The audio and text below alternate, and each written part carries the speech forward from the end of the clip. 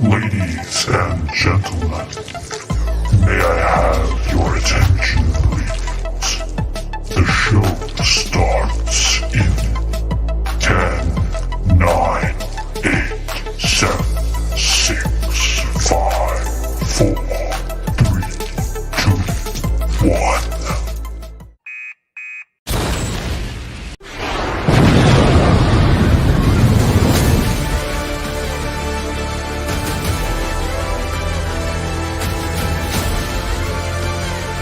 Oh my!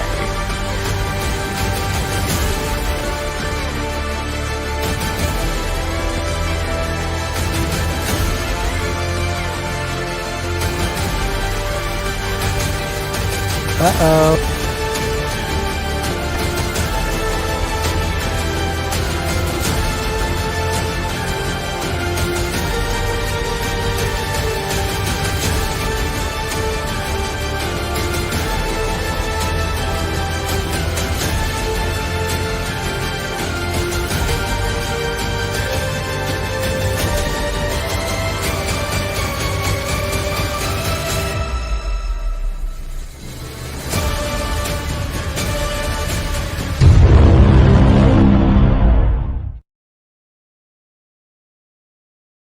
Neat!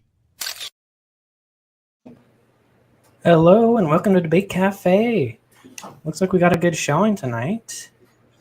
And tonight we're going to be debating biblical slavery, specifically the motion, the Bible supports slavery. And we're going to have a format which is a little bit experimental. We're going to have cross-examination. I think we haven't decided 10 or 15 minutes yet. And then we're going to have a discussion portion where the judges can actually kind of steer the conversation a little bit, and attempting to get both sides to steelman each other so it's not a gang up. I'm hoping to avoid that. It's not a time for us judges to debate or join the debate, but yeah. So did you guys want to do 15 or 10-minute cross-examination? I was happy with the original format outlined in Format D, which is 10 minutes, I believe. Correct me if I'm wrong. It seemed a little bit low to me, which is why I'm going to offer a little bit extra, but 15 is good for me. The more cross-examination, the better for me. Okay, well, we'll go to 15 then. That's fine. Okay, if that's all right. Okay, and so in the affirmative, we have Mark Reid, saying that the Bible does indeed support slavery and Jesus is Lord. To address the last debate before we start. So if you could just make time for that, I'd really appreciate it. I presume that's not going to be taken out of my opening time. Correct. Yeah, go ahead and introduce yourself and take time to say whatever else. Thank you so much. I really appreciate it. So my name's Mark Reid. I do debates and I do interviews and discussions about all kinds of topics of theology, philosophy, and other things. So there was a lot of mention made that I didn't make the last debate. I just didn't show up. And I want to just clarify that this is not true. My opponent, JiL, basically said he couldn't make the Sunday. It would have to be the next Sunday. I took him at his word in his emails. Upon being told that he showed up and I didn't, I was kind of bewildered, as he sort of said it wasn't to be that Sunday, and I was waiting for confirmation of another date. I do have the emails for that, so that's what happened from my side, and I just wanted to make that perfectly clear. And JiL can address it if he wants to and sort of give his side of the story if he wants, but that is what it was from my perspective. So did you want me to start my opening now, or did you want to introduce JiL? Yeah, we'll let him introduce himself and, Sure. respond if he needs to. And before you start, JiL, I will admit I was part of the scheduling confusion as well. But yeah, go ahead. Glad to be here. I want this to be the end of the slavery in the Bible debate. I want this day, mark this date down, Snake. Do you have a pen? September the 25th, 2022. This is the last debate on YouTube about the Bible condoning slavery or almost use that word again. Yeah, God does allow slavery. So I did have a problem with the debate topic, God allowing slavery. God allows atheists. That's why Snake is alive, because he allowed him to live. So that's the issue we had with the debate topic. So there was a bit of confusion there, but it's all straightened out now. We're here, so let's go. All right. And Mark, in the affirmative, will go first. And you have 5-minute opener. Okay, just give me time to just get quickly set up. I apologize. We'll just start the time when you start your speech. Fantastic. That sounds awesome. And I'd like to share my screen if I could. Just tell me when it's coming through. Yeah, looks good. Okay. Hello, my name is Mark Reid. I'm discussing the proposition, the affirmative of does the Bible support slavery? I want to thank Debate Cafe, Snake was Right, Cinematic Psychology for running the debate, and I thank you for joining me here today. Firstly, I want to define the terms, what is meant by slavery and support. Slavery comes in a few forms, but in essence, slavery is when one human being is owned by another and deprived of most of the rights held by ordinary people. Note the definition is most of the rights, and the slaves could still have rights. An important definition of slavery is that the slave had no autonomy and considered owned by the master. Now, it may be argued that slavery at the time of the Old and New Testament was not as harsh as antebellum slavery of the South, and I ahead of time would like to concede this point. However, that does not make the foreign chattel slaves free, and it doesn't mean that slavery was not practiced. A person owned by another person is still a slave, no matter how many rights they have. We will be talking about the 3 types of slavery outlined in the Bible and the 3 types of slavery it supports, which is chattel slavery, where somebody is owned in perpetuity, debt slavery, where somebody works for a certain amount of time to pay off a debt, and blood slavery, when someone is born into slavery. So slavery is a condition acknowledged in the Pentateuch, which a person is deprived of freedom at least for a period of time. Subjugation to a master, and that master may benefit from the labor of the slave. Slavery may be involuntary, in which case a slave is generally considered to be the property of the owner and such bought and sold. In Pentateuchal legislation, involuntary permanent slavery applies to non-Israelites. Slavery may also be voluntary for Israelites, such as when they agree to work, to pay off debts, or survive poverty and destitution. That comes from JiL.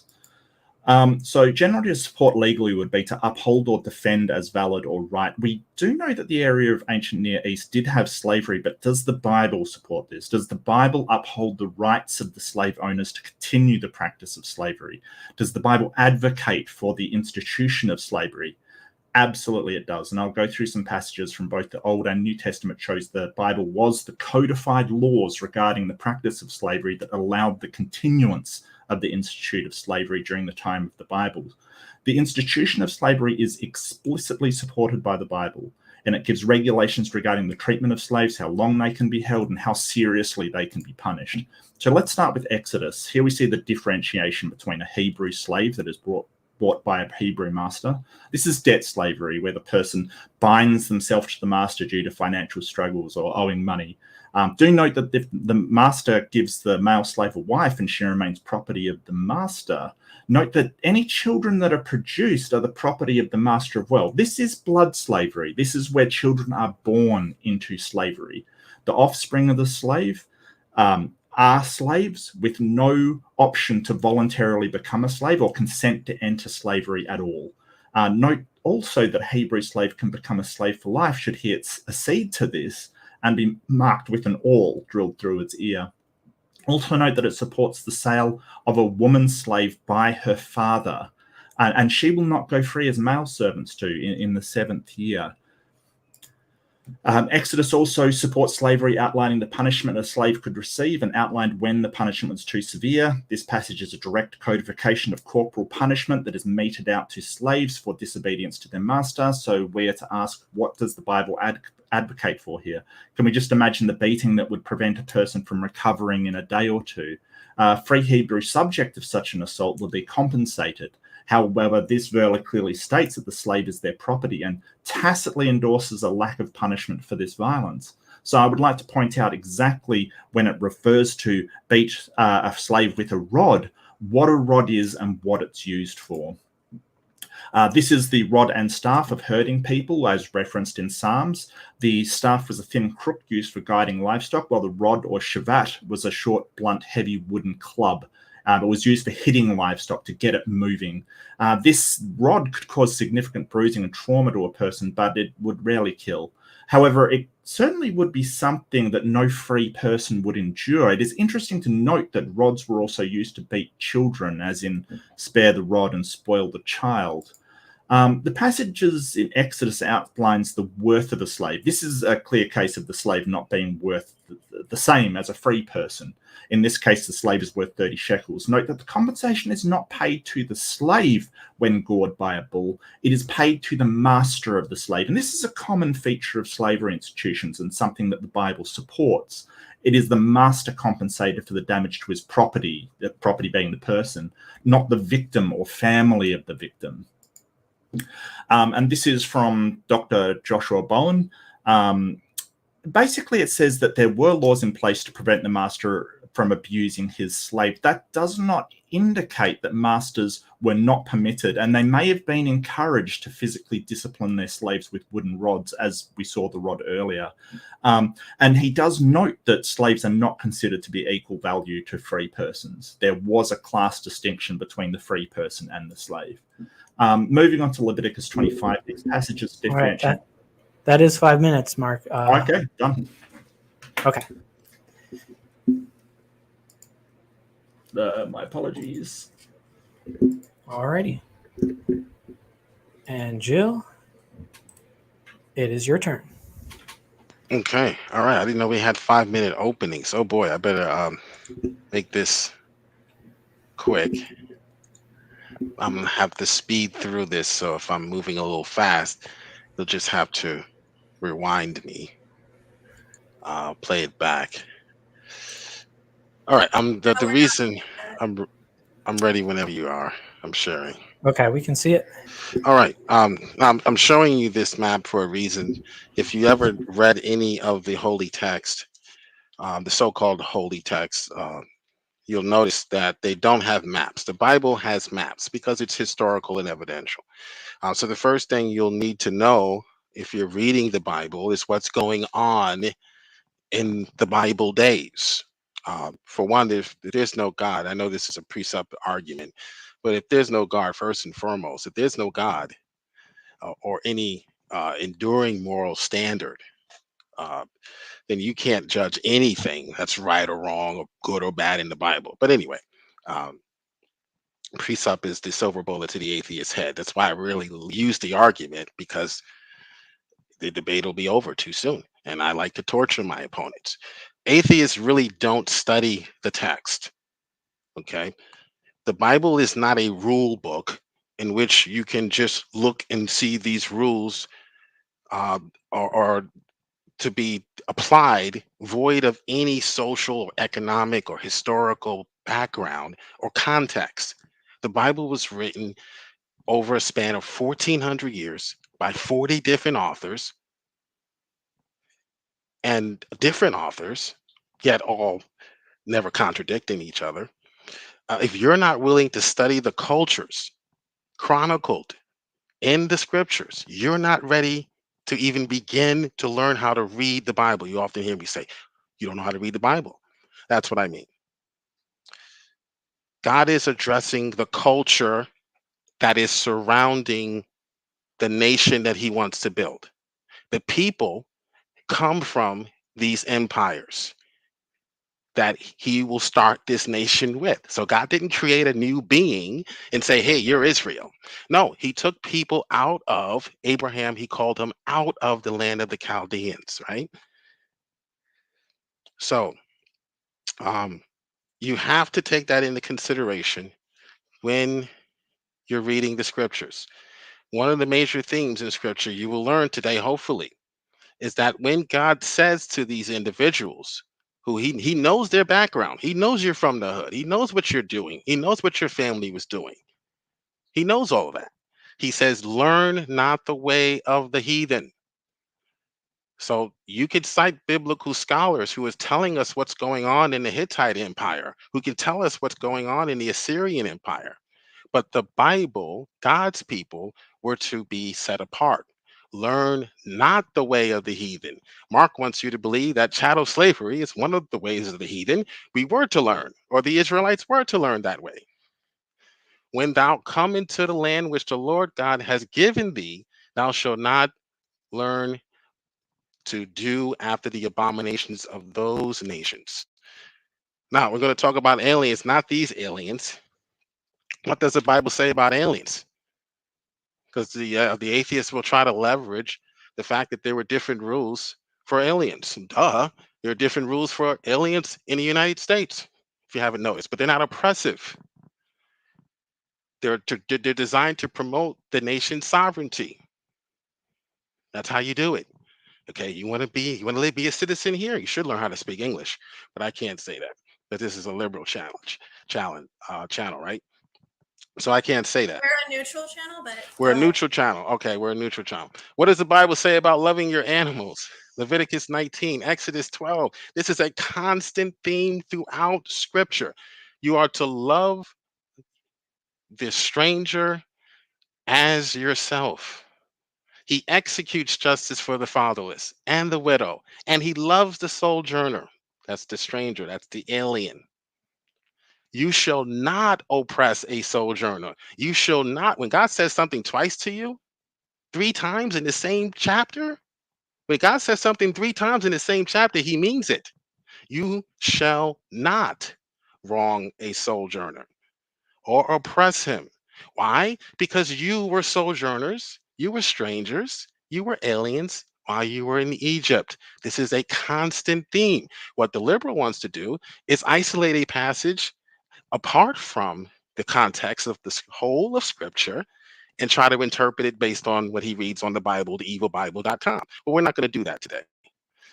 The word of the Lord came to Abraham in a vision, saying, do not fear, I am a shield to you. Your reward is great. Abraham responded to God, saying, Lord, what will you have to give me, since I don't have a son to inherit my wealth? Who will inherit my wealth? It is Eleazar of Damascus, his slave.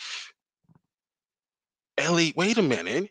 I thought Eleazar was a slave. How is he going to inherit all of Abraham? Abraham was like Bill Gates back in the day. He was a very rich man.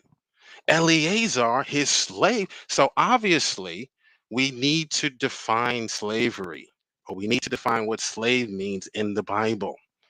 Okay. Why is it that scholars, these are the top scholars here, this paper is from the top scholars on this issue, probably in the world. This is from Laura Clubberson, and these are, they call themselves the, um, I can't remember the name, but these scholars are from the University, the Oriental Institute. Thank you, Oriental Institute. Thank you, Holy Spirit. Okay, these are the top scholars in the that world. is 5 minutes. I gave you a little extra. You can finish your sentence if you Okay, need to. let me just finish up. The question is, why are these scholars, are they contradicting themselves when they use the word slavery and enslaved in the same sentence? They're not contradicting themselves. There's a difference between someone being enslaved, which was punishable by death, and someone working as a slave, which was a voluntary deal. Okay, and that's, hopefully we'll be able to bring that out later on in the discussion, in the cross-examination, etc. Okay. And Mark will start us off with our cross-examination, and I'll give you guys equal-sized panels for that. And I'd just like to, kind of reiterate that Debate Cafe does not identify with any political side. So we strive to be a neutral platform, and I really just want to make that absolutely clear. I'm sorry, I have a habit of calling everyone a liberal. I apologize. Right, Both of us Snake? are actually politically. I know Snake's not a liberal. He corrected me. Snake is not a liberal, and he's an atheist. He's very rare to see a kind like Snake, I must say, because most liberals are atheists. Did you mute me? I had you. I think everyone was muted for that opening. Okay. Just be aware, Jill, that sort of liberal in my country means something totally different. The Liberals are actually the Conservative Party. I know. So The Liberals know who I'm talking to. If you don't apply, let it fly. Okay. Like I tell my students. Sorry, but thank you, guys. Go ahead. Yeah, so neither of us are politically typical of either side. So, so Mark, you have cross-examination. 15 minutes to grill your opponent, and whenever you start. Yeah, fantastic. You just sort of said that there were people not enslaved working as slaves. Do you concede, Jill, that there were people working as slaves in the time of the Bible? They would not have been considered slaves today. The challenge for the skeptic is to define the word slavery as we would define it today. You would not define someone who voluntarily worked for someone else. You would not define that person as a slave. So it's disingenuous to therefore use the biblical terminology and suggest it's called gaslighting, I think you would say, right? You guys out there know what gaslighting is? To use the word slave 50 times, it's like Donald Trump saying, oh, I'm going to win, I'm going to win, I'm going to win, I'm going to win, I'm going to win, I'm going to win. You're trying to convince the audience of something that's not true. Slave to them meant more than someone who was being forced to work. Slave to them could also mean someone who volunteered. You need to make that distinction. You need to be able to prove from the text which one is which, not just use the word slave. Does the Bible say that you can purchase slaves from the nations around you, and that you can purchase slaves from the foreigners living in your midst? And if you do purchase slaves from them, does it say that you can keep them and pass them on to their children? I wish I had more time in my opening to explain all of this, but you're using the word slave here as if someone is being forced. When you say the slaves may come from other nations, are you suggesting that they're being forced to come from other nations? And if so, where is that in the text? This is my question time, not yours, Jill. Okay, well, that's my answer. You haven't proven from the text that they were forced to come from other nations. You're assuming that. And you know what they say about people who assume. Could a Hebrew slave or a person working as a slave freely leave at any time? Sure. Okay. Could a foreign slave or a foreigner working as a slave, as you put it, leave their servitude at any time they wished? Depends on how they wound up in that position. If they were a prisoner and they were there to pay restitution, according to Exodus 21, they are there because they're guilty of a crime. Just like today in our society, in America at least, if you commit a crime, you are now a ward or property of the state. You would even be, in some cases, you would work. You'd make license plates and you would do other things. And it's really, really sophisticated, really. I really, if you really want to come to my channel on my next video, I'm going to go over slave work in jails today in America. What's called, it's not considered slavery. You don't consider that slavery. So why are you forcing the word slave in a exploitative sense onto the Jewish people when all they're doing is locking up their criminals like we are today? What passage of the Bible does it say explicitly that slaves are guilty of a crime? Let me get you that. Exodus. Give me 1 second.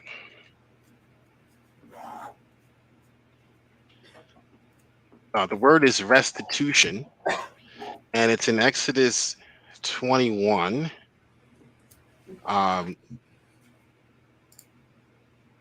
Basically, the slave could basically pay back the person who he harmed by working for them. So instead of putting them in jail, you would work for the person who you wronged, and you would work until it was decided that your debt was paid in full. This is in Exodus 22:3. Even a convicted thief could make restitution by serving as a quote unquote slave. Again, we would not call that person a slave today unless you want to gaslight. So continue going on doing so. So, what if it applied to all slaves? Why does it say even a criminal? Even a convicted thief could work, it could pay restitution, right? Yeah, so does not suggest that even, as in even someone that has done wrong could serve as a slave in addition to all the other people? In addition to even a convicted Yeah. thief could work as an aved. I like to use the word aved. In this case, he would probably, because he's a criminal, um, he would probably not have a choice, which he shouldn't. Were there other people who were aved apart from criminals? You could be someone who was in debt. You could be someone who just worked for another. There's a story in the Bible about a young man working for another man's daughter for her hand in marriage. He worked 7 years, and then he worked another 7 years. That's a lot of work, man. She must have been, but so yes, in those times, work was a way of payment. You cannot call them slaves today. You would not call someone who volunteered to do that a slave. Why are you gaslighting? Could a father sell their daughter as an aved? Could their father sell their daughter as an aved? A father. Yes. Any father. Yes, and his son.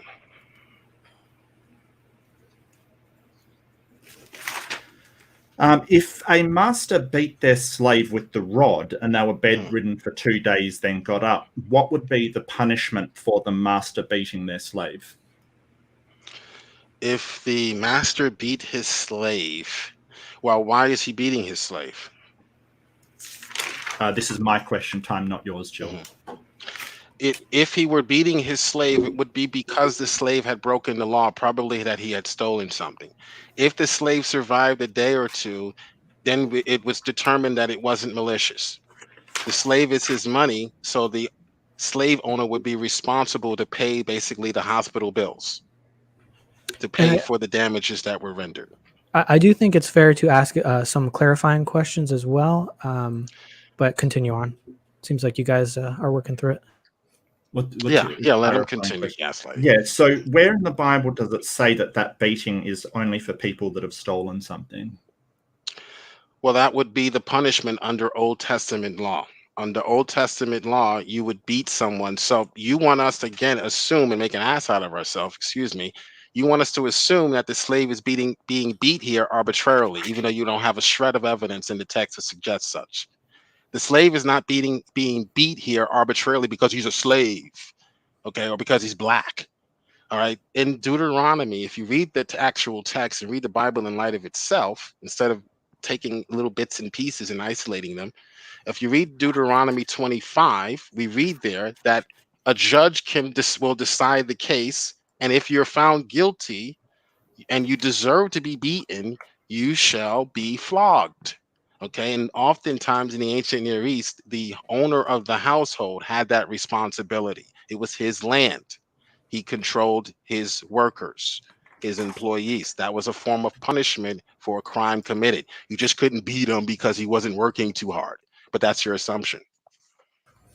Does Deuteronomy 25 in any way state that is the punishment for slave stealing? Deuteronomy 25, it says when men have a dispute, they are to take it to the judges and they will decide the case, and innocent and acquitting the innocent, condemning the guilty of a crime. If the man deserves to be beaten, I just use stealing as an example. The judge shall make him lie down and have him flogged in his presence with the number of lashes of crime he deserves.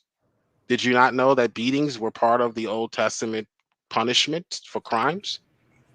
This is my question time, not yours, JiL. Okay, so you assume that the beating here was something arbitrarily done, and because this person was a slave and maybe a lower position, that he just, beat his own worker for no reason. I'm just going to beat him because he's a slave. That's your assumption, right? This is my question. This is Mark's questioning. Does Deuteronomy 25 at any point mention aved? No, when men have a dispute, eveds are men. That's how I check. Well, then nowadays we don't know what a man or a woman is anyway. So maybe that's the problem. When men have Uh, a dispute, Does the Bible say that foreign ebed could be property that could be passed down to their children?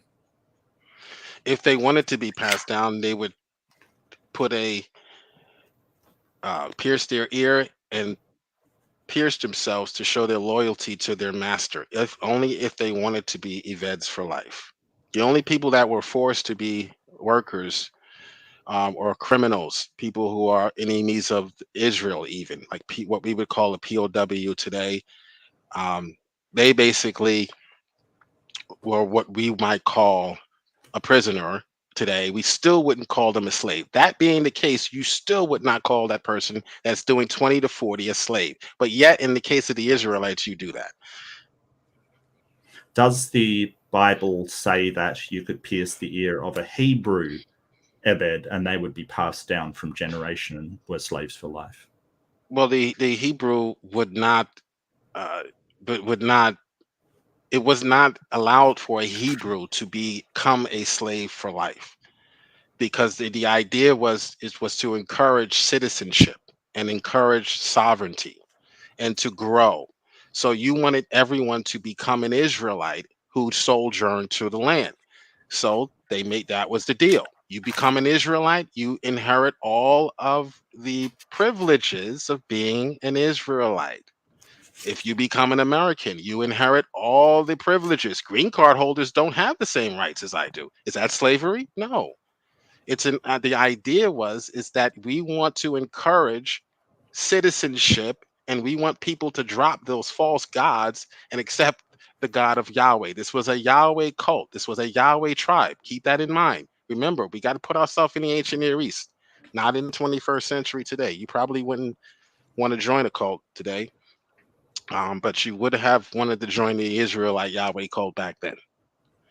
Mark, you would have been the first in line. Okay, so let's go on to the New Testament. So why in the letters to Philemon did Paul not tell Philemon that slavery was wrong? Because it's not wrong. It's only wrong when you are forcing to do someone or to force someone a slave. Remember, the top scholars, don't consider slavery and in slavery to be the same thing. You might, because you don't understand how words are used, but the law, if you look up Wayman Westbrook, another scholar on this issue, an expert in the law, he will tell you it's not the same thing. Only in America do we think slave and enslaved are the same words. I actually made that mistake in my graduate studies, and my professor corrected me. Now I'm correcting you. Okay. Why did Paul return Onesimus back to Philemon if he did not support slavery? Again, you're gaslighting, sir. Look up the term. I know I'm borrowing from my progressive so-called Christians, brothers and sisters, when they use the term. You haven't demonstrated that the slave there in Philemon is there against his will. You're just using the word slave and expecting everyone in the audience to assume that he was brought there in chains or that he was forced to work. So Paul is doing something immoral by telling him to go back to an oppressive situation. That's your assumption. You haven't proven that from the text. Just using the word slave is not going to work, as we saw in well, I didn't get a chance to show you, but I'm planning on showing you what scholars have to say about the definition of slave as opposed to enslaved. Why does Matthew explicitly say slaves obey your masters? Because we are to obey those who have rule over us. But you're ignoring the distinction between a voluntary act and you're just using the word slave. And you want us to assume without proving, you have to prove from the text that these slaves are forced to be there. And then Paul says, obey your master. Paul would never say obey your master if someone kidnapped you and forced you to work in their kitchen. He would never, and you came to Paul and said, Paul, what do I do? And he says, obey your master. No. Paul would never do that. Okay.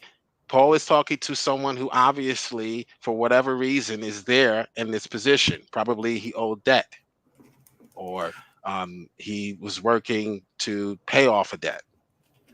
Okay. So yes, you should. Bernie Sanders wasn't around back then. So you couldn't just get out of your student loan. You should pay back your debt. Was it a voluntary act on the part of the daughter when the father sold her into slavery? I would say that the parent, even still today, I know they're trying to change that up in Canada.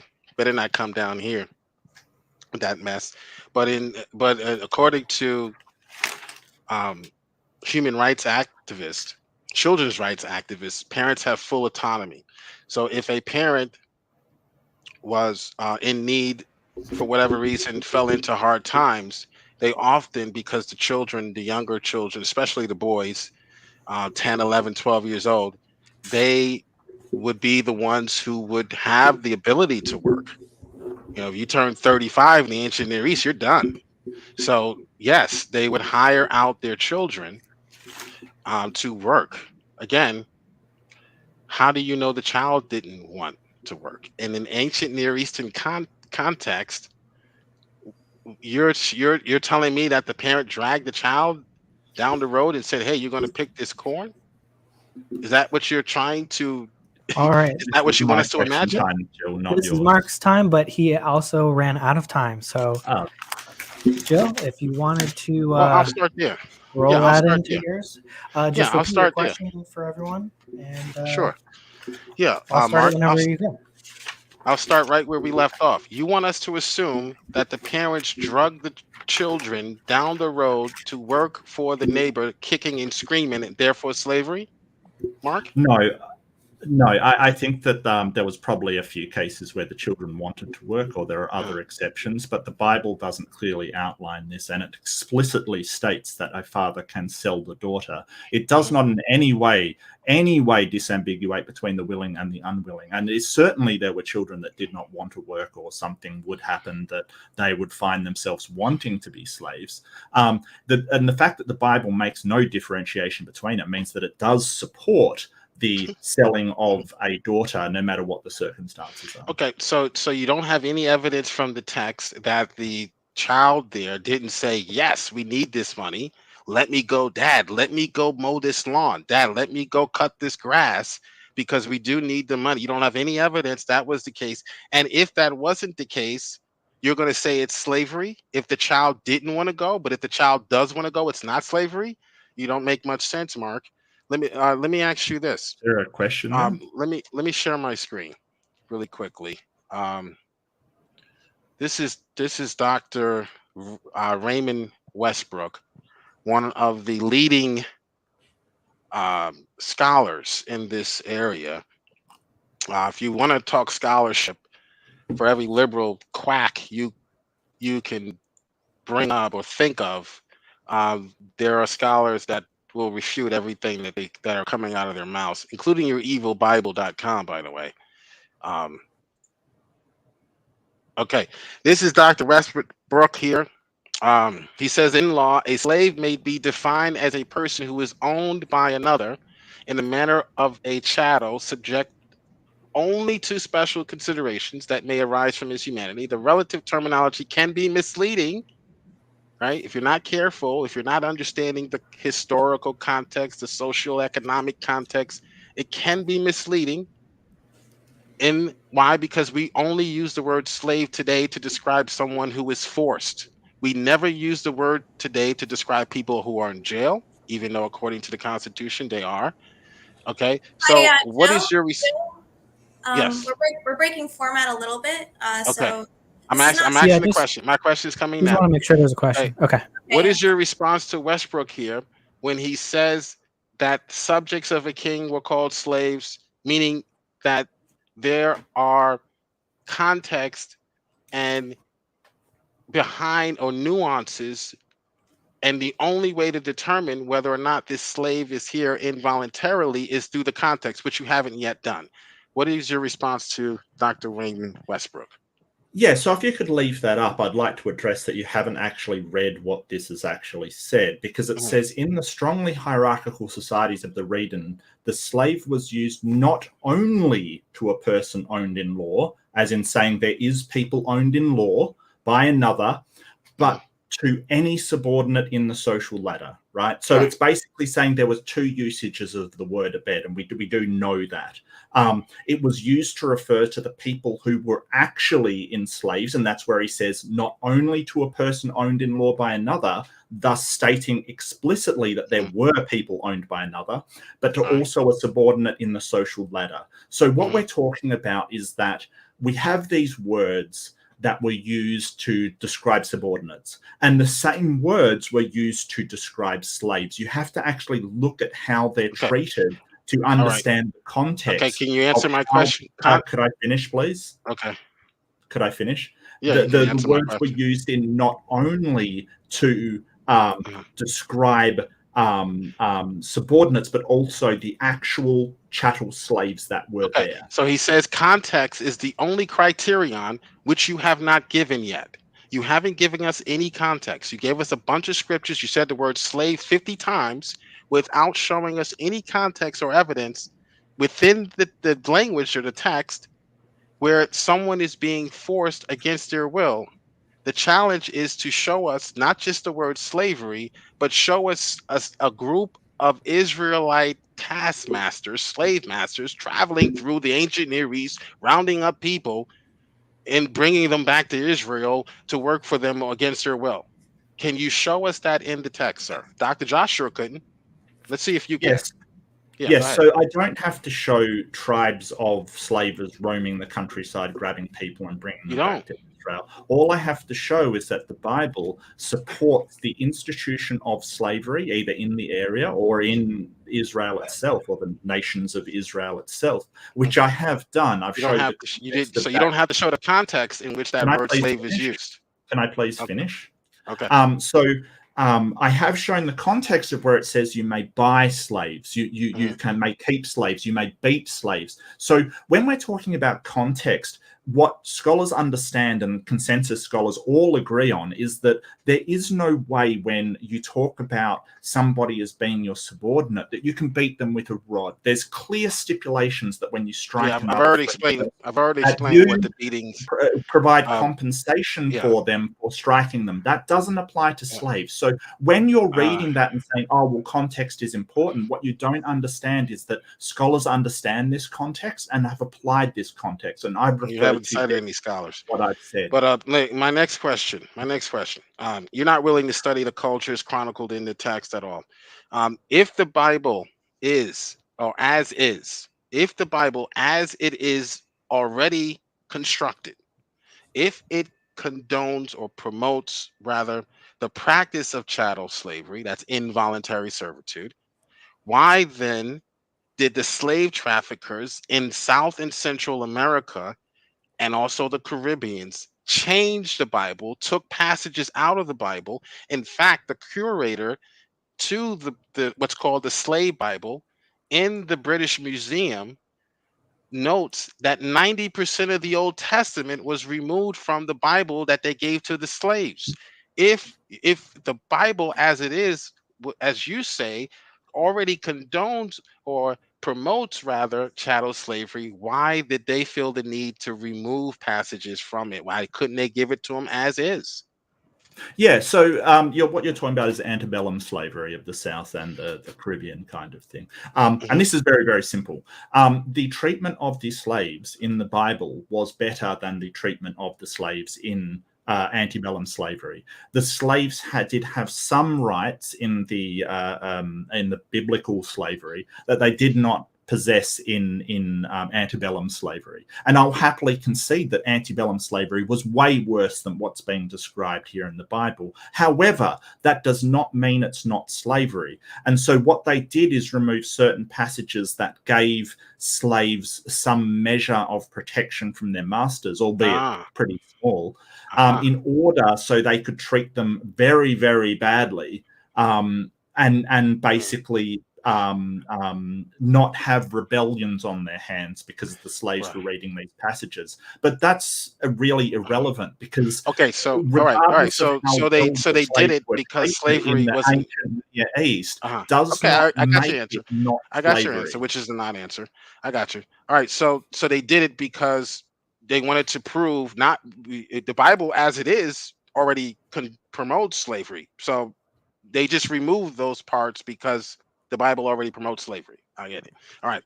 So if your definition of slavery includes those who are being punished, does your definition of slavery, let me ask it in a question. If you're 90% of the Old Testament, that's supposed to be where slavery is being promoted, right? 90% of the Old Testament, right? Okay. Yeah. Slaveholders are doing the same thing you're doing now. Only you're not doing it for the purpose of exploiting a human being and their labor. You're doing it for the other purposes, but they're doing the same thing you're doing now, taking the word slave, omitting passages that talk about a slave has rights. They're there voluntarily. You can't kidnap them. Omitting those passages and force them to work. And just using the word slave. See? Oh, see? Obey your master. That's what you're doing now. Is Can there you a share my question screen? here? Can you share my screen? Yeah. Here's my second question, which you're not going to answer. If your definition of slavery, okay, and Brittany here is a slave right now in Russia, okay? If your definition of slavery, that's why she's playing. She plays for Team Russia. Yeah, Brittany plays for Team Russia, guys. All right. If your definition of a slave includes those who are being punished for a crime, is America, home of the free, home of the land of the free and the brave, is America also guilty of supporting slavery? Yes or no? I'm sorry, I don't understand the question. If slavery is those who have is America, here's the 13th Amendment. Have you read the Constitution of America in the United States? Okay. In America, slavery is outlawed except as a punishment for a crime whereby the party has been convicted of that crime. Right? That's Brittany's reading what a slave or what the 13th Amendment actually reads. Is America guilty of promoting slavery? So I'm very confused because I understand that this basketballer is being held in Russia, not America. So I don't know why America. All right, forget about Brittany. Answer the question, sir. The 13th Amendment says that slavery is outlawed in America. Well, I'd like to answer the question unless you are being punished for a crime. Could I get is America guilty of promoting slavery, sir? So what is the question, Joe? The question again. I don't understand why he's not getting it. He doesn't want to get it. In America, slavery is abolished. Neither slavery nor involuntary servitude, except as a punishment for a crime where the party has been convicted. Is America guilty of promoting slavery or supporting slavery? Yes or no? No. Okay. So then don't do it to the Hebrews. However, I do want to don't do it to the Hebrews. Some of the things that you don't gaslight. Stop the gaslight. Can I please stop promoting the idea that the Bible? You have to allow your opponent to answer the question. So please allow Mark to speak. Permission to treat this witness as a hostile. No. Go ahead. Nothing hostile about me, Jill. Not yet. Anyway, keep going. So when we're talking about duly convicted people as being prisoners, basically, it's saying that no person that hasn't been convicted of a crime will ever enter that state of incarceration. It's basically saying that there must be a reason for the state to implement that, and that reason must be a violation of the laws. You sort of said 90% of the Old Testament, and it was used, and I agree, the Bible was used by slaveholders to justify their enslavement of the black people in antebellum slavery. I 100% agree with you, and the reason why is because it does support slavery. Now, this is weird because this woman was imprisoned by. Are you going to answer the question, sir? Are you going to talk about Brittany Greer? I am. Okay, this so woman America was imprisoned in Russia, which is sort of a wrong. Okay, who cares? Who cares? So America does not promote Yeah, so slavery. I can't seem to sort of get my time. So to America answer does not promote questions slavery. because Jill doesn't apparently Okay. want me to All right. answer. So the How much time do I have, here Snake? is the problem 2 here more is minutes. that Okay. 2 minutes. Sir, you're filibustering. You answered the question already. You Excuse answered the me, question Jill. already. You're Jill, filibustering. let me. All right, all I'm right. trying to filibuster my time. So- This is ridiculous. Like he won't let me answer. He answered Is the the question question already. is He the answered it already. question, Joe? Is the question still whether America supports slavery? Because that's been That's the answered. question. Yeah, and he said no. He answered. Okay, let's Okay. move on. Yeah, No. but I would like to add that the Bible supports slavery when a crime is not. Sure, you haven't proven that, but okay. All right, so in the Bible, it says that Abraham's Eved, his what scholars would call his Ibrahim Eved, or Eved Ibrahim, and the Muslims might say Eleazar. Eleazar was said to inherit all of Abraham's property once Abraham died. Okay. Do you think that Eleazar was forced to be there? Now, Eleazar was born in his household, meaning that his parents were probably workers for that estate before he came along or he grew up. So he grew up in the household of Abram. Do you think Abram forced or whipped him or forced him to work? Do you think I don't that's it? know. The text is silent on whether Eleazar was there voluntarily or whipped or had any kind of punishment meted out for anything that he did. Do you think However, Eleazar would? Abraham actually did imprison Ham and made the Canaanite slaves. Do you think? Well. Do you think So, Eleazar wanted to stay? That You're pivoting, sir. Stay on topic. Do you think Abraham wanted to stay? To answer here. Could Do you? somebody You're stop pivoting this to something that man has nothing to from do with the ranting? topic, sir. I'm not talking about what Abraham did to Lot. Yeah. All right. So Eleazar, it doesn't say where he may well have been beaten at some point, and you cannot show that he was not. You're just assuming he was not because he happened to be Abraham one of the very forced him, few yes or no? slaves that got something really Okay. good out of the deal. All right. Just So because he got something really good out of the deal at the end of his slavery does he got not something mean out of that the he deal. was not a slave, and it does not mean that there weren't tons of other slaves who did not inherit Abraham's property, and in fact were beaten and were treated absolutely. You haven't shown that, sir. Okay. You haven't shown that. All you did was gaslight the entire time. You haven't shown anything. And so, if we wanted to just go directly into open conversation, we can pick up right there. I would like to question Jill about that. We'll just move straight on to the topic of why are you saying that Eleazar wasn't beaten when the text does not say in any way that Abraham never beat him? I actually didn't have any other slaves that beat him. I actually no. I'm asking you, Jill, if you could. I didn't ask you that. That's why I asked you. Do you think he wanted to stay there? Could you address considering the terms of this agreement? Do you think he wanted to stay with Abraham? Could you answer the question, please? Why are you saying? I'm not answering the question that I didn't ask. I asked you, do you think he wanted to stay? Do you think that this was okay? He did want to stay.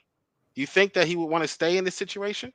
I don't know. The text. If he could inherit all of Abraham's wealth, he loved once to be Abraham died, whether he hated to be there, whether this wealth was compensation for a life treated dreadfully, the text does not say, Jill. But so what I'm asking you is, how do you know? How do you know that he wasn't treated badly because he was given compensation at the end of his slavery? Whether he was treated badly or not, you haven't proven bad treatment being prescribed. You could say what if, but you can't show me a text that says you can beat your slave. It said if you beat your slave. It didn't say you could beat your slave. Okay, you're gaslighting, sir. You've been doing it the whole debate. Did you really come here and think this was going to work? Because it's not. That's not what I'm doing, and I think that try again. I'll give you some more time. So this basically says an owner who so it basically says that when you beat your slave, anyone who beats their slave with a rod must be punished if the slave tries as direct result, but they are not to be punished therefore setting up a legal stance of exemption if the slave recovers in a day or two, and then goes on to explicitly state that that slave is their property. It belongs to them, and that's why they shouldn't be punished. Yeah, he's doing it So again. And until you can demonstrate the slave wasn't their property, why would it? Until you can demonstrate that anyone in these texts are there against their will. Don't tell me what the slave did or how long he was there or how long he worked, 7 years, 8 years, 10 years for his life. If he wants to be there, he's not, according to the law, according to experts in the law, like Raymond Westbrook, he is not enslaved. He wants Raymond to work. Westbrook agreed with me, not you. He wants said to work. Only Raymond were Westbrook. Slaves. No. Westbrook agreed with me. As no, we he looked didn't at the actually. passage that you held up, it said No, not he didn't only actually. were there slaves, there were No, he people that referred to their subordinates. The king himself. Well, let's read. All right, let's pull it up again. Again. Show me where he agrees with you. More than happy to. Yeah, let's pull it up again. All right. So the subjects of the king were called, quote unquote, slaves. And even though they were what? Free citizens. Yeah, so what he's doing, hold on, let me finish my thought, please. What he's doing, can I finish my thought? So what he's doing is he's telling you that, hey, there are other contexts in which this word slave can be used. Yes. How does that support your argument? Where you want to take the word slave and only make it mean forced labor every time you see it in the text? Because not only was there context when it referred to subordinates as slaves, but also referred to actual slaves as slaves. That's why it says not only to a person owned in law by another. That is explicit slavery that he's referring to. Oh, okay. So now we're back onto trying to then pigeonhole the Jews into some sort of oppressive culture because they have jails and they put people in jail who fight against their armies. We do that today, genius. You don't call that slavery. Why, when the Israelites do it, why do you call it slavery?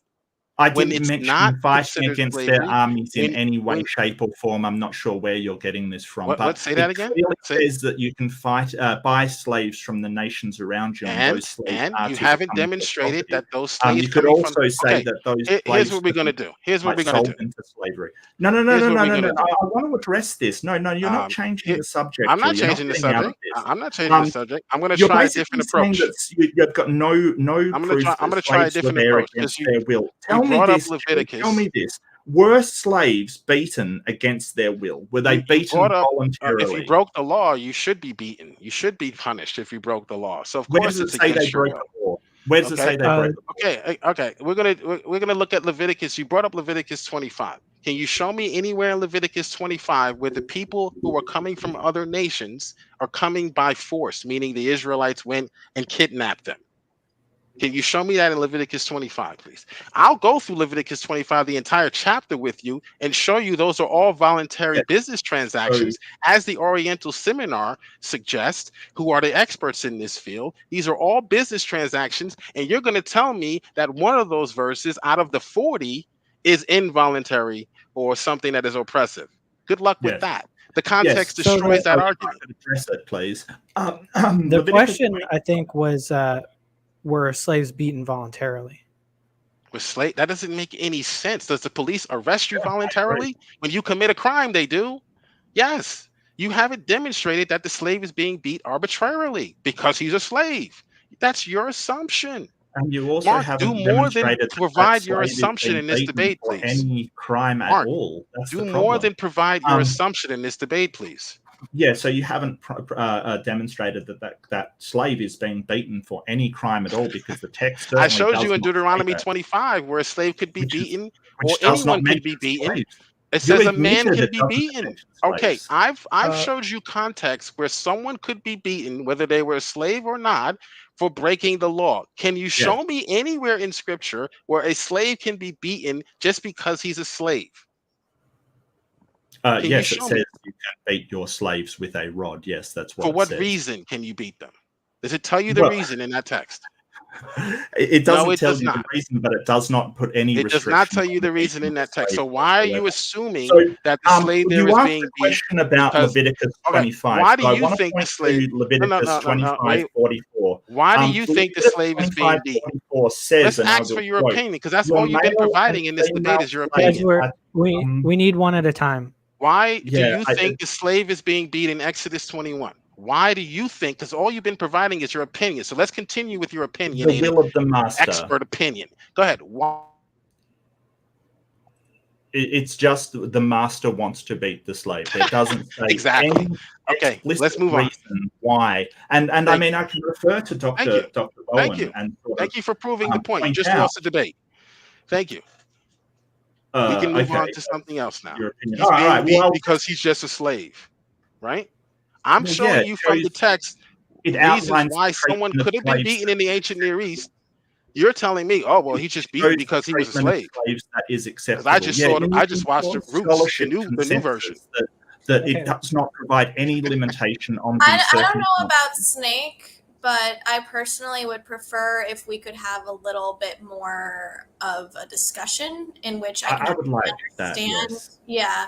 there's Especially, a I feel little- like I'm hearing a lot of over talking from JiL, where Mark is trying to answer your question and you're just kind of talking over him. So we can't follow it. We can't score it if you guys are all talking at the same time. So let's try to be respectful and let our opponents talk one at a time. I'll do my best. So Mark was you were going to bring up something by Josh Bowen.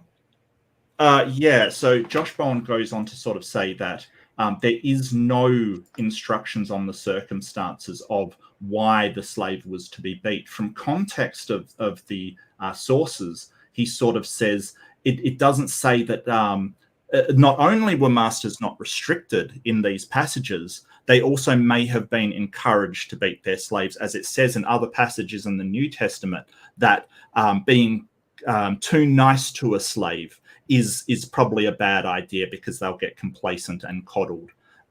So from the context, we can see that it was for rebellious behavior, and at the very bare minimum, it doesn't provide any guidance on when to beat a slave. It just says it is something permissible to do.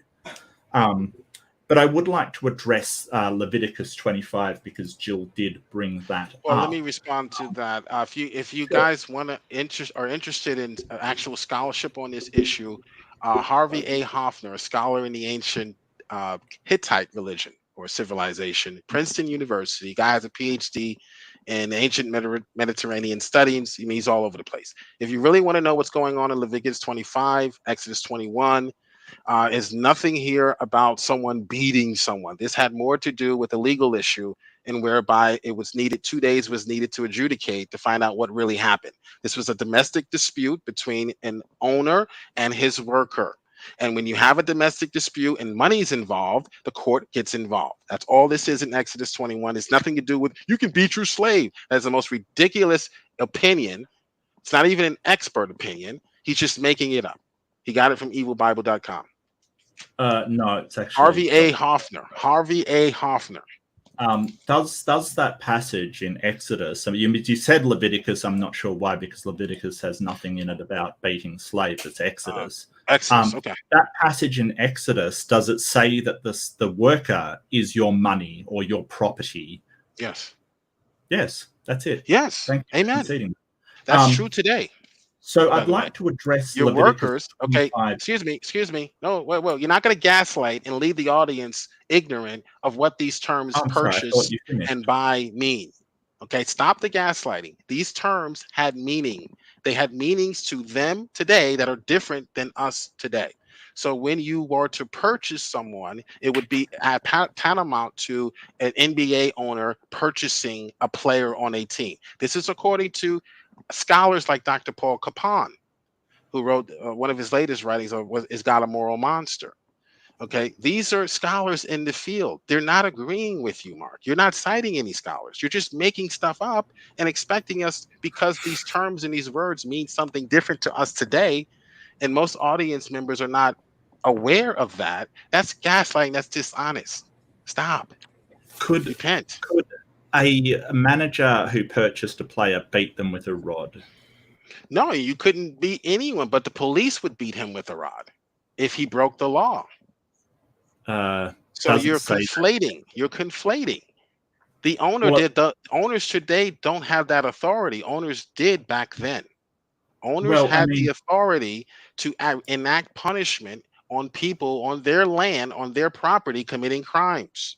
So that, in that sense, there's not a parallel, but there are parallels in the sense that these are voluntary contracts. You haven't okay. demonstrated from the text that anywhere in Scripture it is prescribed that an involuntary servant would have to work for another person, and they don't want to be there, other than in the cases of criminality, POWs, etc., or even sometimes debt. You had to pay back your debts, so you work to pay off the debt. You haven't demonstrated that. You just keep using the word slavery, purchase, buy. This is Matt Dillahunty 2.0. Okay, so the problem here that you have is that you're saying, oh, it's only work to pay off your debt. It's voluntary. It's like an MBA contract. The problem that you have is that the Bible goes on to clearly say that you can own these foreign slaves for life, where an If they MBA want to be owned for life. Can I please finish? If With they an want to be MBA, owned for life. please, could we moderate here? I can't seem to get a sentence out without Go JiL ahead. jumping to the top of me. You left that part out. I just thought I'd add it in. So where was I? Yes. So you're saying, oh, they work to pay it off and then they can leave, which is not true. That says that you can own them for life and is passed down to your descendants. So what you're trying to equate is an MBA contract where a player is taken into the household of another, is able to be beaten, is owned for life and has no opportunity to get out, and can be passed down to that MBA person manager's descendants as property. And If that they is want to be. not how please JiL, just have some self-control. Can you prove otherwise? With an MBA player, they are not owned like the owning in the Bible occurs. So you are completely and utterly 100%. Are both voluntary? Well, you've already admitted and conceded that a father can sell their daughter. Okay, And we're not talking about a father and a daughter. You pivoting. You've already conceded Are that both point. the situations in which an eved, in majority of the cases, again, unless you were a POW or a criminal, in all of the cases, other than in those cases, the person is there voluntarily. That's the parallel that I'm drawing. I'm not saying that the owner or the person plays basketball. Okay, you're trying to make a one-to-one correspondence between the two cultures. All I'm saying is that both are voluntary. The owner had the right, because he was the police and he was the owner, so he had the right to enact justice. Also, he also was the owner. So our owners today don't have that. We have police officers for that now. Okay, so don't try to say, oh, well, could an owner beat his slave? No, the owner can't beat it, but he can call 911 on his so yeah, this whole idea of they were all there voluntarily or criminals, there is nothing to support that. I didn't say all. Scholarship consensus. You're not being honest. I didn't say all. Scholars. There were two types of abed. There were those who were Israelites who had gone into slavery voluntarily, or it specifically says they may be impoverished and need the money, therefore be coerced into slavery in a sense, such as what happens in debt slavery. There was also the abed that were bought from the nations around, and it clearly says that, and I'll refer to Leviticus, where you said, where does it promote it? It's Leviticus 25:44. Your male and female slaves are to come from the nations around you. From them you may buy slaves. Those slaves were not voluntary. They were enslaved by other nations and then sold to the Israelites as slaves. You may also buy some of the temporary residents living among you, members of their clans born in your country. They will become your property. Can you demonstrate that the people there are against their will? They're against their will, sir. Slaves for life, but you must not rule over your fellow Israelites ruthlessly. Can you show that the people are there against their will? That shows that the Bible explicitly supports the slave trade. Can you show that the people are in Did you know Dr. Josh doesn't even hold, after his debate with us, he doesn't hold to Leviticus 25 as forced servitude? Did you even know that? You didn't, did you? Well, I mean, talk to him about Leviticus 25 again. It's as bad. I don't think it's as bad as do you have evidence that the eved in Leviticus 25, sir, is there against his will? Do you have evidence of that? Yes or no? I don't think I have evidence that they're there against their Okay, will. why are you but assuming they are then? excuse me, can I finish, Jill? Why are Are you you assuming the worst? Yeah, see, this Why are is you just the assuming thing And with that? and I uh, can't get a word out edgewise. I would like to hear your answer, Mark, but I'd also like to know, Jill, if you could unpack your claim that Dr. Josh Bowen, right, Right. doesn't use Leviticus, that No, passage anymore. from what I'm hearing or what I've heard, he does not hold that Leviticus 25, that these are actual sojourners. The word there in the Hebrew does not indicate someone who is a chattel slave, but someone who is traveling, sort of like of mice and men. Remember that old book novel? We used to read real books in high school. Now we're reading the new Jim Crow. Um, the sojourner would travel from land to land on people's property working. Yes, you may purchase them. In fact, Christians adopted this practice so much that in Christian Europe, from the 5th century to the 10th century, slavery didn't exist. Why? Because the Christians went and purchased them. They weren't going out rounding up slaves and putting them in chains. They were allowing these people to come and work for them, and they would adopt them as like they did the Old Testament. Scholars call it adoption through manumission. They would adopt them and they would become part of the family. This is what Laura Clubberson, this is what the Yeah, scholars this is just like Christopher Wood, scholars like Fred Donner, this is what they're talking about in their seminars, that there's papers written on this. Okay. I don't And understand why we're still using gaslighting, using the word slavery, expecting us not to go behind you and look up, go research the Oriental Institute seminars. okay. okay. Number And seven Mark, specifically. Address the Snake, are we question. at the portion where the judges ask the contenders questions? Is that what we're yeah, doing? yeah, and I've been kind of trying to just ask them questions to kind of stay on track so far. Sure. But Yeah. Okay. Mark, I wanted you to answer and give you a time to answer Jill's question about were those slaves that in this context right now, is there evidence that they were purchased against their will? I think you were going to respond to that, or whatever you were going to Yeah, respond yeah.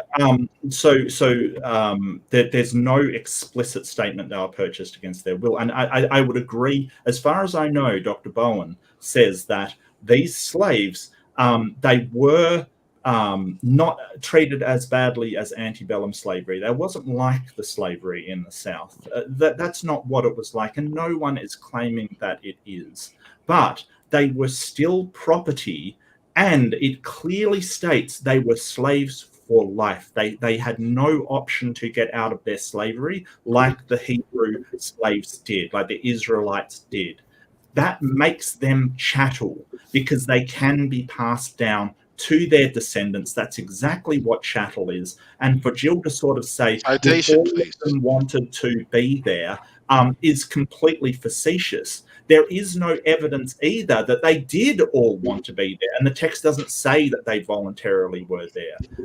Jill does know that the nations around them enslaved people involuntarily. And there was no prescription to find out if they were voluntary or involuntary. And that passage does explicitly support the slave trade in the Bible, explicitly so. Well, and he'll cite there's Dr. other Josh. texts of slavery, though, right? That's his citation, Dr. Josh.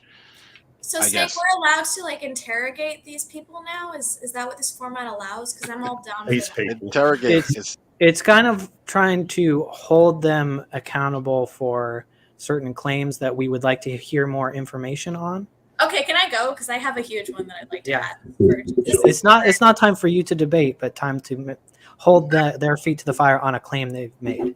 all right. Well, this is just one that I want to really get some clarification on because I feel like it's been consistent throughout this entire debate. Jill, can you actually define what you mean by gaslighting and how this applies to this debate? And well, you- what I mean, yeah, Okay. what I mean by that is that he's using these words, buying, purchasing, as if, and that seem to have a negative connotation, not realizing perhaps this is an innocence, not realizing that to the ancient Near Easterner, these would have been opportunities. These would have been what we call jobs. These would have been traveling or travelers who were looking for opportunities. It would be a sin to reject them. So the God of the Bible says, yes, you may purchase them.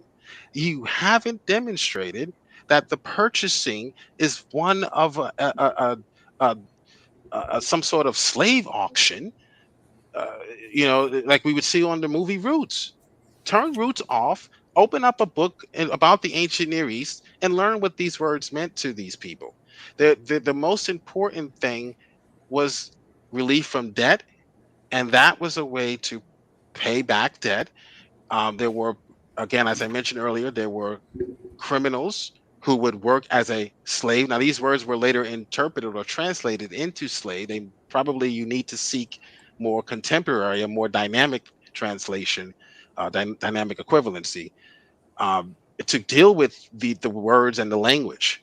But debt and slavery and buying, all of those words have to be unpacked. The buying of a Hebrew servant in Exodus 21 would likely refer in Leviticus to a servant, a foreign, a haburu, I think they're called, or a Hebrew or a haburu servant.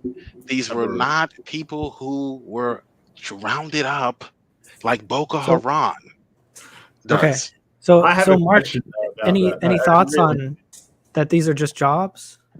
Yeah, so from what Jill's described, he's described people in debt that are forced to apply to somebody voluntarily out of necessity to work as their unpaid servant because they are in debt, and when they Yeah. pay off that debt, they're released. Is that what you're saying, Jill? You owe money. If you owe money to Citibank, you're going to work for Citibank until Yeah, Citibank is paid that's in what you're full. saying. Citibank That's what. doesn't care. I'm answering your question. Citibank doesn't care if you're working for McDonald's.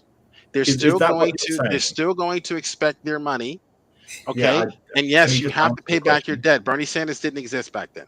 Yeah. No, I just want to hear that's what you're saying, and just for that temporary Sure. time, Sure. they were property of the Citibank, right? They were their property Again, for you're that using temporary. the word property. In the ancient Near East, property just means you had a human pledge. You pledged yourself.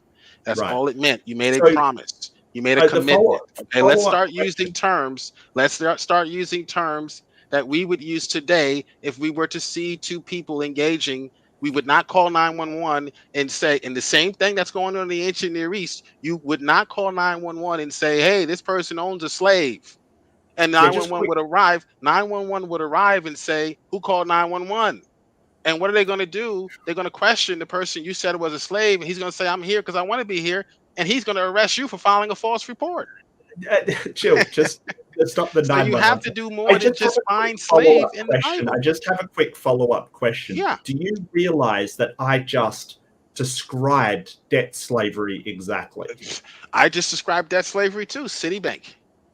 You work listen, the Bible is clear. This is why I love the Bible, Debt because it's slavery so in the true Bible. and it corresponds to reality. The Bible says this: the borrower is slave to the lender. That's a concept that is still true today.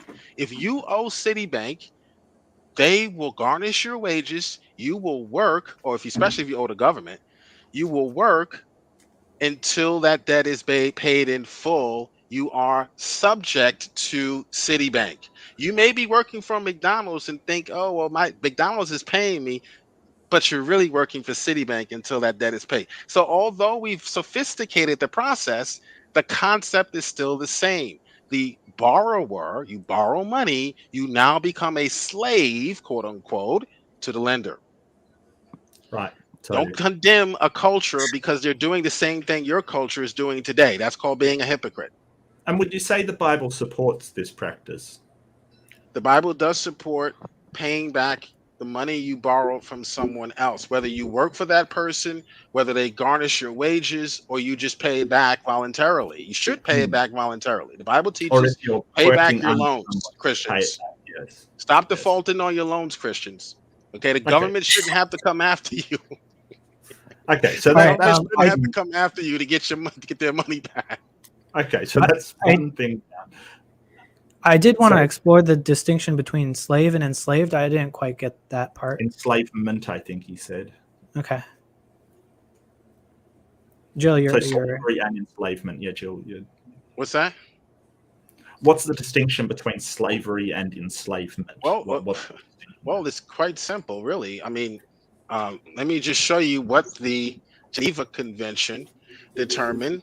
This is where states or countries, statesmen, countrymen come together and they decide the definitions of these terms, right? So they can convict certain people, certain warlords in certain countries. You can share my screen. So they can convict them of of crimes or crimes against humanity. So they come up with definitions of these terms. The difference between someone who is a slave and someone who is enslaved, which you tried to conflate this entire debate, and the fact that you're asking me that question means that you weren't prepared for this debate. The difference is an enslaved person is someone who is made a slave. Very simple. If you're well, making someone a slave, making them a worker, making them a maid, making them a butler, then you have enslaved them. That is illegal. That's punishable by death, like Exodus 21:16. If they are a slave, meaning that's their job, they work for a living, they're migrants, then it's not illegal to hire them or purchase them or buy them. Very simple. So Jill, from my perspective, and I think this would be the normative description of these words, is that enslaving somebody is the verb in the past tense to do something, like you're enslaving someone. A slave is the noun description of the state of being, of having been enslaved. Do you understand that? There's no differentiation between them in the normative definition of these words. Right. A slave is someone who has been Being enslaved enslaved, in yes. our vernacular today. In the vernacular of the ancient Near East, a slave was also someone who could include someone who was enslaved, but it also could include someone who says, yes, I want to work for you for life. That Well, person was also called an evet. All yeah, right. Jill, Same And word, different the meaning. word slave back that then. concludes. They used a bed, That's but it? they didn't have the word slave. We'll let Mark. Yeah. Let's give you guys a couple closing statements, and then we'll wrap Okay. up. Keep it real Yeah. short, though. Do we get questions from the audience? Sure.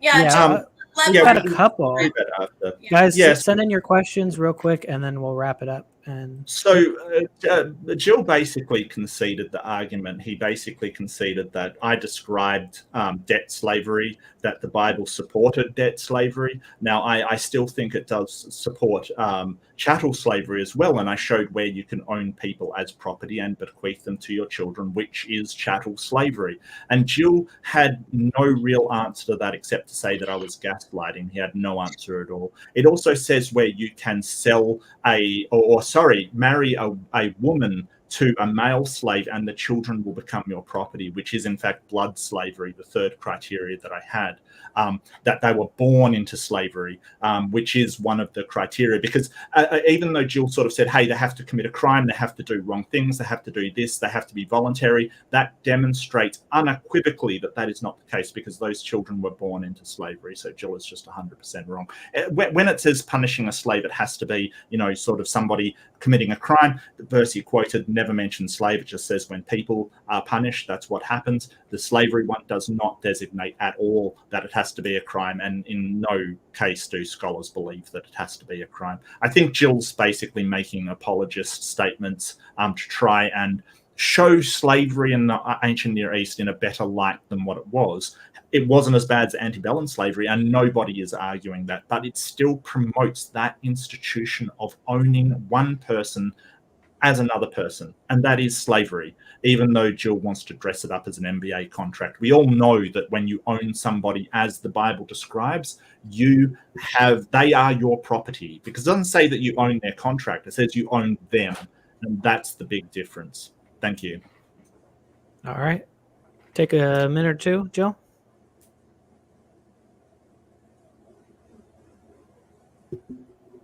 Are you there? You're not muted. Oh, I'm sorry. Okay. Hopefully this is the last debate on this topic. I'm really tired of the gaslighting and not being honest in your reading of the text. You haven't demonstrated anything. Okay, the Bible denounces slavery as sin. We have evidence of that in the New Testament, the Old Testament. In fact, the New Testament goes so far as to put slave traders in the same category as murderers. I showed you scholars who show the distinctions between slave and enslaved. Mark never knew that was the case. How is he arguing for biblical slavery if he doesn't know there's a difference between enslaved and slaved? That scholars make that distinction. History makes that distinction. It's only in America or in modern day society in which we do not. If someone says you're a slave, it goes without saying you're there against your will. That wasn't the case as late as 1611. In fact, they later called them serfs, Surfs. Look that up. Serfs, Surfs. So they were called slaves. They were later called serfs. And now we call them butlers and maids. But Mark wants to look back and down the corridors of time and determine that because he sees the word slave in an English translation, that this person here is against his will. He hasn't demonstrated any of that from the context. What did Westbrook say? You must therefore use the context. The criteria should be the context, not looking for the word purchase, not looking for the word buy. Because what is he doing? He's assuming that purchasing and buying is of an involuntary nature, even though we still use that terminology today to describe situations that are not involuntary. So slavery within the Old Testament context was sanctioned due to slavery, and I'm quote unquote economic realities. So if someone was poor, they would work rather than racial or sexual prejudices or social prejudice. I'm just going to beat him because he's a slave. That's Mark's interpretation. He's a slave. Let's beat him. Let's get him. So because bankruptcy laws didn't exist, people would voluntarily sell themselves into servitude. We can call it a craftsman. Uh, uh, Someone who drew or someone who had some sort of skill, a carpenter, they could use their skills in servitude to discharge a debt. And as I mentioned, even a convicted thief could make restitution by serving as a slave, Exodus 22:3.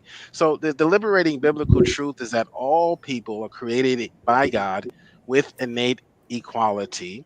So according to Genesis 1, Acts 17, All right. Galatians 3. There's neither Jew nor Greek, nor slave, nor free. We're one in Christ Jesus. The Bible does not promote slavery. Okay. Right. Are we all wrapped up now, Snake? Yeah.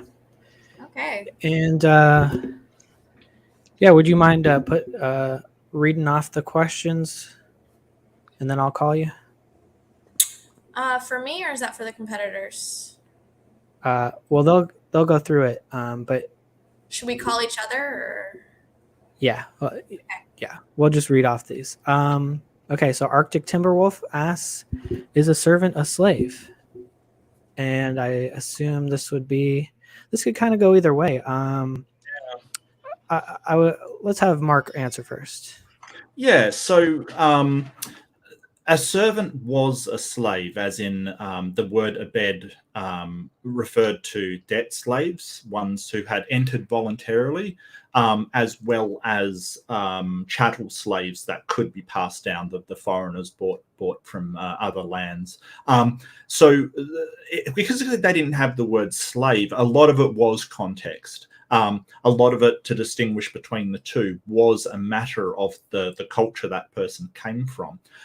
But the important thing to remember is that they were both slaves, as in they both were property of another person. And if a ox gored a slave, the compensation would be paid to the master, not the slave, because as the Bible clearly stipulates in many cases, notably that passage about the ox and Exodus 21, the slave is their property, even if that slave became a servant voluntarily because of debt or financial issues.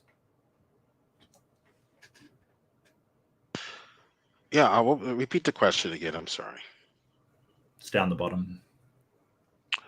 Oh, okay. The difference between a slave and a servant. Well, I think the Bible makes that distinction. Um, so do scholars today. So do we today. Enslaved versus slave. A slave would be someone who In the ancient Near East, they were basically one and the same. They used the word to describe both. So an Neved could be someone. That's why context is king here. A Neved could be someone who is forced. A vet could also be someone who is volunteering to work for life, and they want to be purchased, they want to be owned, they want to be bought. So if they want to be bought, they want to be purchased, you can't gaslight and use those words avoid of that context of their voluntary or their volition. You can't leave volition out of the situation. Your Honor, Your Honor, Your Honor, um, we had sex, therefore rape. That doesn't work now, does it? So why are you doing that with the biblical text? Rape is forced sex. Okay, they're not the same. Rape is not the same as consensual sex. Stop conflating the two. I don't know how it came to this, but here's our next question. You like that analogy? You're muted. What about people captured by the Hebrews? Are they slaves in the modern sense, like the Leviticus? I believe that would be for Jesus is Lord first. Yeah, they were slaves in the modern sense, POWs. We wouldn't call them slaves today. We would call them prisoners of war. Mark wouldn't call them slaves today. People who are in Gitmo, people who are in Guantanamo Bay, he wouldn't call those people slaves. Just like he saw Brittany Greer in jail, he wouldn't call her a slave. He'd call her a political prisoner, right? But he will call, when the Hebrews do it to their criminals, he will call that slavery. Can I respond to that? Or is this just a sort of one person response? Free prisoners, right, Stephanie? Except the ones who commit heinous crimes. They belong in jail. Hello? And drunk driving, unlike what Biden says, if you're driving drunk, that is a felony. I know he said that shouldn't be a felony, but Hello? go ahead, Mark. It looks like they're out of. Yeah, all right, they're gone. So the problem here is that when we imprison POWs, we don't have them as property to people. Like the people in Gitmo aren't property of anybody. They are Mark, you're doing it again. You're doing it again, yeah, Mark. What does the word property mean in the ancient Near East, Mark? Could I finish, please? So we don't. When you define your terms, you can finish. You haven't defined anything but slavery. So we do, however, when you see things like in Numbers where they take all the prisoners, they allocate a certain amount to the temple and give them as plunder, and they use the word plunder very specifically. Like they divided up the plunder between the soldiers, such as they divided the livestock between the soldiers. What does property mean? What does property mean in the ancient Near East? Whereas in Guantanamo Bay, they are held not as property of the state, but as, prisoners of the state. What does property mean? You need to answer that for homework, okay? You're not going to answer it here because you can't. For homework, answer in the ancient Near East, what does property mean to an ancient Near Easterner, not to what you want everybody to believe is going on in the ancient Near East today. Yeah, because we're using the word property to understand an inanimate object. That's not what it meant to the ancient Hebrews. Right. So they don't use the word property. The translation is something like their money or their wealth is how it's sort of used. So it means the people that are part of their estate would be kind of a translation that would suffice. Those people belonged to that estate, to their wealth, their money. Yeah, I would again, Dr. Harry Hoffner, University of Chicago. He is his money. He explains that. This has nothing to do. He's an expert in the cult of the Hittites, although he's a Hittitologist, but he can tell you a little bit something what was going on in the ancient Near East. He's not a biblical scholar, but he explains what these words mean. Purchase. These are just transactions, business transactions. They were not purchasing someone against their will. Mark still has not proven that anyone in the Bible is purchased against their will.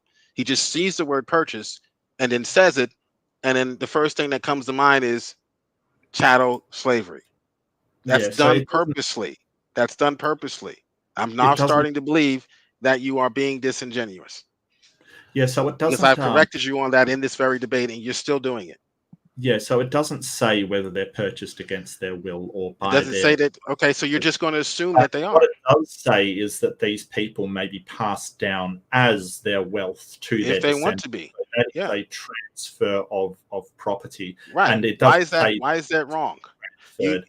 Mark, you want to It tell us just why says you that they are transferred as a person would keep transfer saying that? life Yeah. Why is that wrong? You want to tell us of you the want to tell us why you dodged the debate topic, the original debate topic, Mark? money. You want to tell us why you dodged the original debate topic that was supposed to be is biblical slavery moral? This is why you dodged that topic, because What you topic? don't want to deal with the minutia. You don't want to deal with the details. Is it wrong to Yeah, I purchase didn't another know what person the in topic. America? In America, can I be arrested for purchasing another person? We're going to play Yes. your game. We're going to play your game. Go ahead. Answer the question. Yes.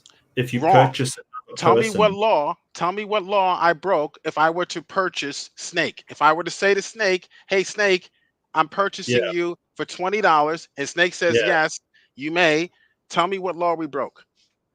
If you're purchasing him as property, you cannot do Sure. that. It Sure. violates What slavery. law did we break?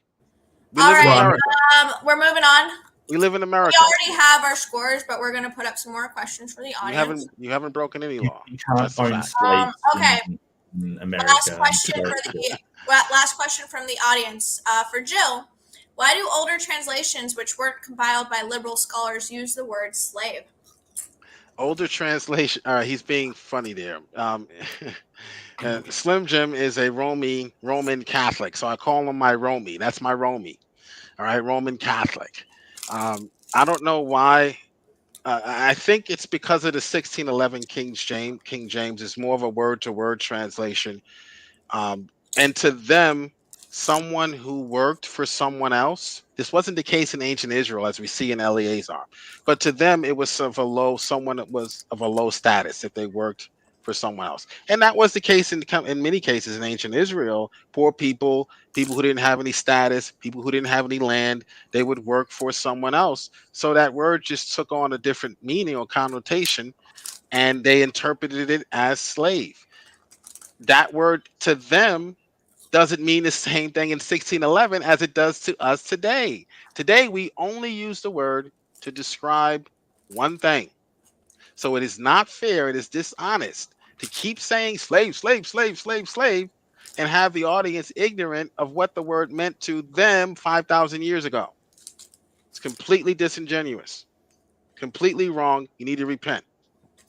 Mark, would you like to reply to that? Yeah, sure. Actually, we use the word slave in a number of contexts these days. We recognize that it is still slavery. For instance, I went through a couple of them, sort of blood slavery, which was clearly in the Bible. We have chattel slavery, which was clearly in the Bible. The criteria for that is owning somebody as property and bequeathing them down. There was debt slavery. JiL even mentioned wage slavery that we have. So you don't need to be, sort of violently coerced into, say, debt slavery or wage slavery. You can actually be non-violently coerced. Like basically the situation can cause someone to become a wage slave, for instance, and have to work for a wage because they have no other choice. You can become a debt slave where your financial obligations force you into being a involuntary or voluntarily becoming a indentured to that person. It's interesting that JiL brought up serfs, although he spelt it incorrectly. Sounds a lot like today. Yeah, I could take out a loan Yeah, today. so serfs, that word serfdom is considered, and bonds people are considered a form of slavery. So there's many different types. So the word, when we use slave, it is accurately describing what was going on in the Middle East. I'm not sure, what JiL's saying. The funny thing is that liberals today, and I'm not saying anyone in this panel on this panel is liberal, they consider credit card debt to be slavery. So you have to take that into consideration also. Taking out a loan, you're voluntarily taking out the money. So no one forced you to take out the money. Just because you're being forced to pay it back doesn't mean you're a slave. Nice try. All right. Yeah, Well, I don't I have the answers to who won this debate. Snake, are you still here? Snake, where are you? Oh my gosh. Hello, Snake. Snake's gone to grass. That's the problem. Snake has run away. I'm here. Leo, come to my channel. I'll tell you what I'm talking about. I'm here. I think everyone is very much eagerly awaiting the answer. So, are we ready? Yeah. Okay, I'll jump in and just give my feedback first, and I won't reveal the winner until after Snake. All right, one sec. One sec. I'll be right back. What? You're leaving us? Come on. What are you doing? Just 1 sec. I'll be right back. Literally. Any more questions? Okay. I mean, I feel pretty tired, and I feel like I'm not the only one. I feel like people are ready to hear the winner of this debate. That's fine. I have one question though. One question. What are you sure. drinking? I'm drinking this moderately priced, actually pretty cheaply priced wine. It's called 4441 Cabernet Sauvignon Blanc. And yeah, do you have opinions about red wine? No, I prefer white. If I'm drinking, I rarely drink, but I prefer white, and I do like the occasional crisp cider. I must admit, I am very, very happy with a crisp cider on a hot day. Yeah. Are you drinking anything tonight? I rarely drink, only on sort of very. He's going to drink tonight after this. I doubt it. Well, it's the morning for me, so that would be weird if I would be. You're down under. You're the land down under. Maybe that's some Irish coffee. I'm not sure. JiL, are you drinking anything, or is it literally? No, I drink grape juice. Grape juice. Okay. Yeah, grape juice. Yeah. Is that wine, or do you mean literal grape holy juice? Grape juice. Only grape juice. Oh. Holy grape juice. Holy. So wine. Set apart. Okay. What denomination of Christianity are you, Jesus? I'm a Presbycostal Methodist. A Presbycostal Methodist. Oh, okay. Yes. Yeah. All right. Well, let's move on. Presbycostal, Pentecostal, and Presbyterian, and Methodist, because there's a method to how I read the Bible. The Bible interprets itself. So I'm hearing you're an individualist in terms of how you... No. Yeah. I'm a biblicist. You're a biblicist. Okay. Yeah, biblicist. I got you. All right. Okay, so I'm just going to jump in with my feedback, trying to keep it brief, and I won't reveal the winner until Snake has also delivered their feedback. But generally, I felt like this was, to be honest, a pretty one-sided debate. I felt that Mark did well in, basically laying out logical terms and forms of his argument and backing it up with evidence, whereas I felt, to be honest, Jesus is Lord kind of made assumptions throughout the entire debate. Basically, it was an interesting strategy, trying to push all of the burden of proof onto Mark, but at the same time, it's a bit ironic. I felt like Jesus is Lord kept using the phrase gaslighting. I felt like Jesus is Lord was actually, to be honest, gaslighting the entire audience by kind of acting a bit like, when you're with like a little sibling and they're always asking the why game, why, every single sort of basic intuitive assumption that Mark would make from his evidence in terms of backing up like slavery, I felt Mark would just say, how does this prove that these persons weren't there voluntarily, to the point of like a child being sold by their father.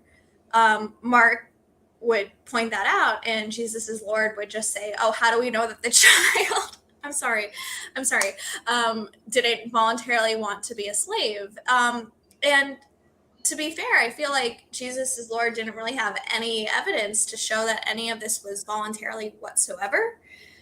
So they were just sort of giant assumptions made and kind of backed up by confidence. And I really do want to praise Jesus as Lord for his confidence. It's something that I try to build up in my students all the time, is to... Oh, what do you teach? I coach debate. Oh, wow. Yeah. Okay. All right. That's odd. All right. All right. Way to butter me up. You said he provided evidence, so I think someone in your position would know what evidence is. But all right. Jesus Lord, you have been quite a Because I didn't delight. see any of it. Okay, I'm just gonna say you have been quite a delight. We would love to have you on our channel anytime. You're extremely entertaining, but Well, that was my argument. My argument was that he was just making it up or assuming. Yeah, I All love right, your confidence. So we both were assuming? But This is you feedback portion. Oh, Yeah. okay. But All right. We I am both were getting assuming. rushed out the door, so we need to do this a little bit quicker. That's my basic feedback. I'm gonna let Okay. Snake take it away so we can get through this as fast as possible. Okay, so starting with JiL, I do think that you took probably the best strategy you had. It was a good strategy that you made it about definition and voluntariness. So you said, and I actually did. I thank you for the distinction between enslaved and slave. I'm not sure if I agree as a normal case, colloquial case, but in the sense that you were using it, I understand someone who is made a slave, which would be someone who is involuntarily a slave, versus someone. I think I understood that. I'll send you the papers too. I'll send you the papers from the Oriental Seminar where they break it down and get into the details. Okay. And I will appreciate. Glad you learned something. Yeah, so I think you went with the best strategy you had. I think it was a good point you made about the slave Bible, which Mark didn't really address, which I think he probably could have addressed, but I think you scored a point there. You were confident, prepared with your sources, visual aids. I do think that you were more reactive, but that's the position that you're in. So let's see here. I do agree, though, so that you kept saying Mark was gaslighting, but from my perspective, you say you keep talking about these words: buying, purchasing, slaves, owning, people being owned as property, and you're saying that, and you're trying to make us think that that's not what it means. So to me, that sounds more like gaslighting. Okay. Even though I provided scholarship to support, back up what I'm saying, that doesn't. No, you matter. just provided Dr. Raymond Westbrook, basically the like Oriental saying Seminar. it never proved that they didn't consent to. Well, we can Therefore, have a whole that they consented. So that's not solid evidence. That's just asking us to believe you. We can have a whole Dr. discussion Raymond Westbrook, about this. Prominent scholar in the position, says that there's no such thing as buying and purchasing from an oppressor. Okay. So we'll discuss this. Okay. We can have a normal discussion, not judged or even a debate. We can just have a discussion. We'll have a debate if you want. But this is just my feedback. Can I ask you this? Did Mark provide any scholarship for his opinion about these slaves being forced? We'll get to Mark. Okay. All right. But yeah, I don't think that it was kind of, I think it was a good strategy that you put on him the onus to say, look, there's nothing here that says that they were involuntarily enslaved. I think he did have an answer, which is that children slaves that are inherited as property. I don't think that there is any logical case to say that is voluntary. Oh, I never really got a chance to respond to that. I know, Jill. This is just a feedback session. We'll talk about this. That doesn't make any sense if you think about it. If you take your time to think about it, it really makes no sense. We'll talk about it. It would have been adults. We got and then we would have had the opportunity if we to want leave. to return to Jill, please just let us get through this feedback. Yeah. So I think the question: if America has slaves illegally, Israel didn't. I think that was a bad analogy. However, I think it was a good question because I think Mark kind of fell into that trap because he did agree with that. And I might be unique in this, but I do think that there is some slavery going on in the American justice system. And finally, I think that you did concede the point several times. You described debt slavery. You said you admitted slave is money and property. So I think you conceded the point with that. And that kind of is basically also my feedback from Mark is you really hammered down. You got him to admit pretty much every part of your case. And so I think that's why you won. Let's give them the scores, and then I got to do my laundry. Okay. Go. All right. Do you have anything that could improve? Any areas that you would tell me to focus on, or? I thought you were pretty good. The things that I think you could have done better was probably more emphasis on the inherited slavery, and just a couple of things like agree with him that just because something is maybe slavery in modern context doesn't mean, or might not be in modern context, doesn't mean it wasn't in the past. Right. Address Yeah. that. So do we have a definition of slave versus enslaved? We've learned We that. have a that there's a definition. I distinction. got 90 minutes to do my laundry, and I got to Okay. get out of here. Okay. All right. As long as you guys Okay, learned thank something, I understand you guys. I learned that Mark did an excellent job. We gave him Yeah. a 91, and JiL, we gave you a 76.2. You're very entertaining, but I felt like you could have done a lot stronger in this debate. If you guys want to hang out and chat, go ahead. But I have very limited time to do my laundry. Everybody No else, worries at all. have fun. All right. Thank you very Right, much. thank you. Thanks for having me, guys. Oh, can we do this again sometime? Yes, we love you as an course, entertainer. yes. We really And enjoy. look how many people are in the live chat because of me. I know. Please come back yeah. on your channel. Not by might nor by power, but by his spirit. So I'm glad you guys learned something today. You guys are both atheists, right? No, I'm not an atheist. You're not an atheist? Oh, okay. No, I'm not.